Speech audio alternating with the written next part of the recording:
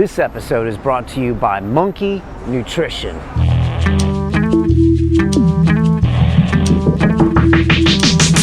First started hearing about you when we had Dan Hardy here, which was August of last year, and that was a really big episode for us because in anticipation of Dan, we really stepped up our whole game around here and we got all the cameras in, and I remember planning it for a bunch of weeks, and I just thought that Dan was going to be like the quintessential guest because, you know, he was obviously quite a skilled MMA guy, but he was also really open-minded and talked about psychedelics, and also Dan isn't afraid to come out of the psychedelic closet. I even told him that day, and this is when he was actually, I think, talking to the UFC about being an announcer, and he's walking me through the specifics of how he takes psilocybin mushrooms on the show. And I was just afterwards, I was like, Dan, you're so honest. Like, why do you do that? And he said, Brian, he's like, my whole life I've found that the more honest I am, the better people I meet and the better experiences I have. Completely. It's the only way to be. I hear people kind of in different careers and different industries complain about, oh man, there's so many scumbags in the industry I work in or in the area I work in or something like that.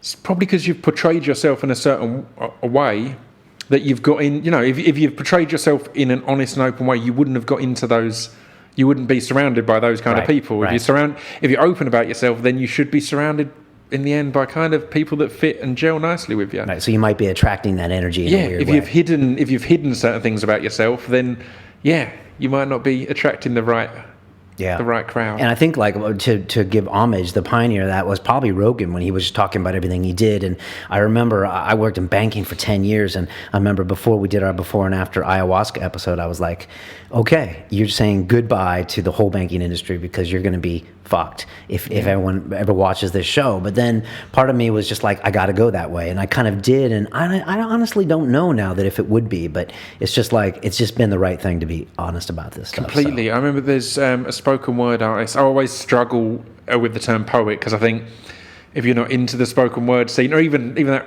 you're going to be cringing thinking, some spoken word. It's not something that naturally appeals to me, even kind of. The word poet, the word poet, even the word spoken word at times, but I think it's the most literal.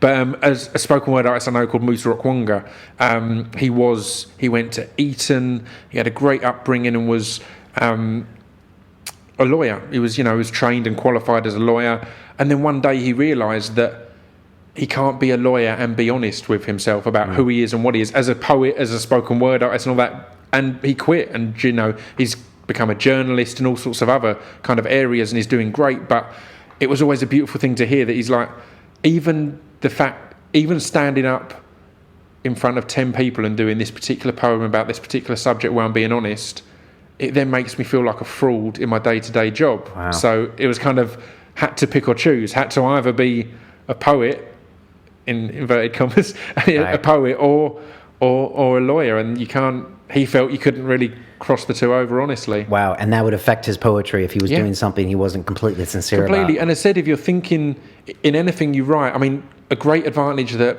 I've had in my career is the first thing that I wrote was a track called Thou Shalt Always Kill, and it went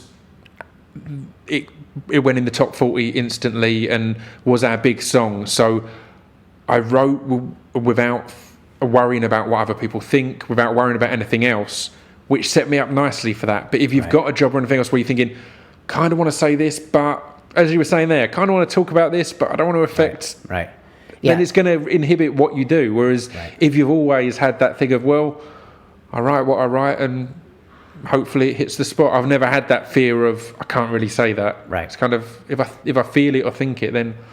And that's something I think we should all think about, because and people get that vibe. Humans know when you're being 100% or when you're being genuine, or humans know when you're even doing something that you enjoy. Yeah. So a lot of us were taught, okay, just go do that job and smile and say the things you need to do and then go home and have your free time. But it does invade your whole personality, doesn't it? I've always been one for that. In every job I've had, I've always struggled to just clock in and clock out. Clock in and clock out. Like when I worked in a record store, it's in retail. It's not the most exciting job. It wasn't like a cool, hip indie record store. It was HMV, so it's kind of... But I worked really hard at it because it's like, well, if I've got to be here, I've got to be here. Do you know what I mean? I need to be 100% in it rather than going home each night and moaning about it and how I want to do something else. I do want to do something else and I'll work on that. But in the time that I am here, I'm going to be really good at selling DVDs. That's what I've got to do, then that's what I've got to do. Otherwise, I'm spending 6-7 hours of every day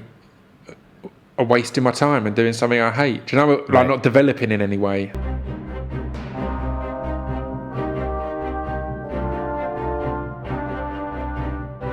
This week on London Real, we have astrophysicist Neil deGrasse Tyson.